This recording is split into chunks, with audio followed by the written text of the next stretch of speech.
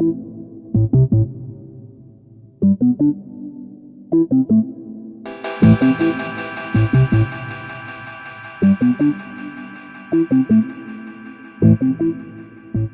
suis ici à la Maison de la Presse depuis 8 ans et mon rayon c'est un petit peu plus le rayon jeunesse, librairie jeunesse. Voilà. Comment je suis arrivée ici? En fait, je suis arrivée en 2011 dans le Finistère, là où était né mon père. Et donc je passais en fait d'une boutique de vêtements de luxe à Rennes. Et j'arrivais ici, donc ne sachant pas trop sur quoi j'allais, dans quelle branche j'allais prendre un travail. Et on est en fait entre Quimper et Brest. Moi, mon projet, c'était d'être dans cette maison, de faire un potager, un retour à la terre, vraiment. J'en pouvais plus des trottoirs goudronnés de Rennes et du milieu que je fréquentais. Et donc ici, j'ai vraiment subi, et en même temps, il y a toujours du bon dans le mauvais, 3 ans de chômage, et, parce que je voulais pas travailler dans l'agroalimentaire. Et moi, j'ai fait les Beaux-Arts à Rennes, et j'ai travaillé comme illustratrice d'abord. J'ai fait de l'illustration de mode. J'ai aussi travaillé en tant que dessinatrice chez un vitrailliste à Janzé, près de Rennes. Donc voilà, je peignais, je restaurais des vitraux.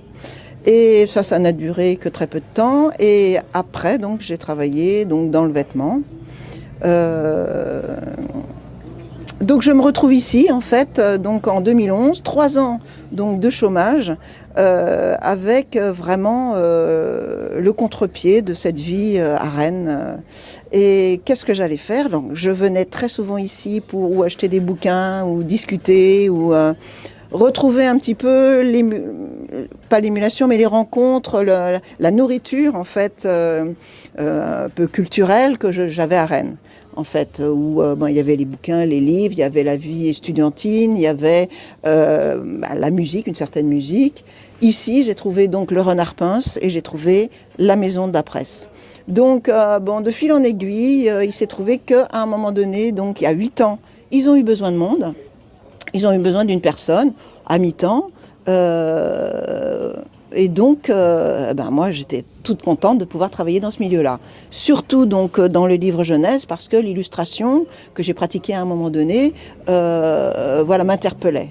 L'interpellait parce que j'ai des enfants et j'ai toujours voulu de la qualité au niveau graphique, au niveau des illustrations.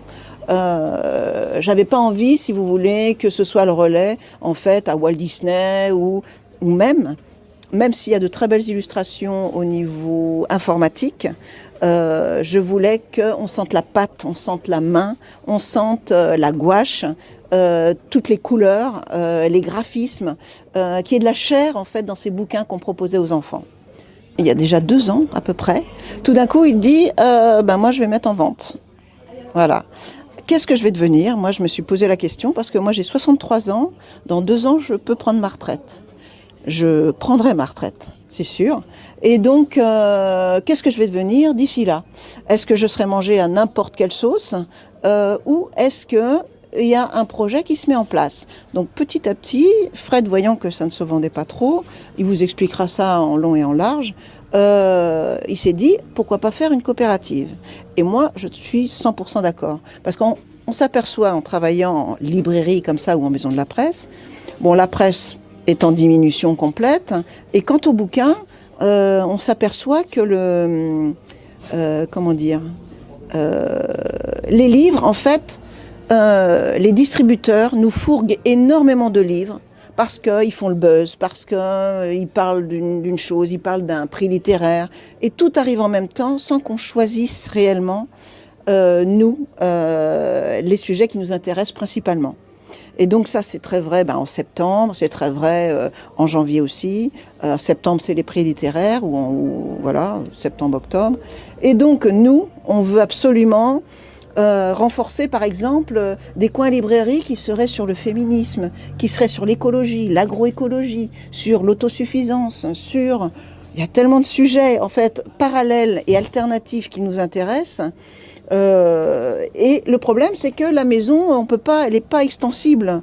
Donc, à chaque fois, on est obligé de pousser ou de limiter ce qu'on voudrait nous mettre en avant pour emmagasiner en fait tout ce qui débarque et qu'on n'a pas choisi.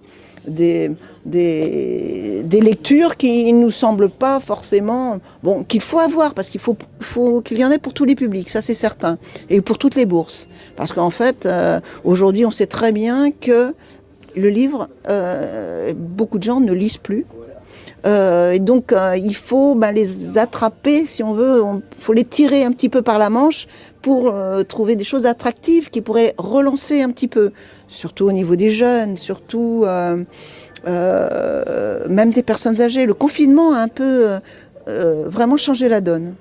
Nous, on voudrait faire plus de place à tout ce qui nous intéresse dans j'ai envie de dire, cette fin du monde, quelque part, d'un monde qui a duré 50 ans, qui n'était pas viable déjà et qu'il faut prendre à bras le corps. C'est-à-dire, il faut s'informer sur...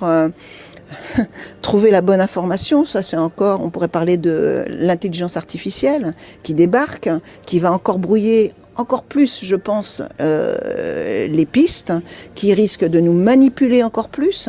Donc, il faut absolument que les gens retrouvent la source pour se faire leur propre idée. Trouver le sens critique chez les enfants, essayer de trouver des bouquins, et j'en trouve des bouquins, nous en trouvons, soit par les gens qui nous apportent en fait des lectures, soit nous-mêmes, parce que, bon, moi je suis sur des réseaux qui me disent « Ah, ça c'est pas mal, ça c'est pas mal voilà, et donc on en discute, et éventuellement on commande, voilà, ces bouquins qui nous semblent enrichissants, pour toujours essayer de mieux comprendre, que ce soit moins anxiogène pour les enfants aussi, essayer d'y mêler l'humour. Alors là, quand en plus il y a l'humour, c'est vrai que c'est fantastique. Ou alors, ces bouquins, on a des bouquins merveilleux, je peux vous en montrer quelques-uns. Par exemple, ce bouquin sur les abeilles, je le propose depuis des années, parce que vous apprenez en fait tout sur les abeilles, mais en vous amusant, en vous distrayant. On boit en fait l'information et la science.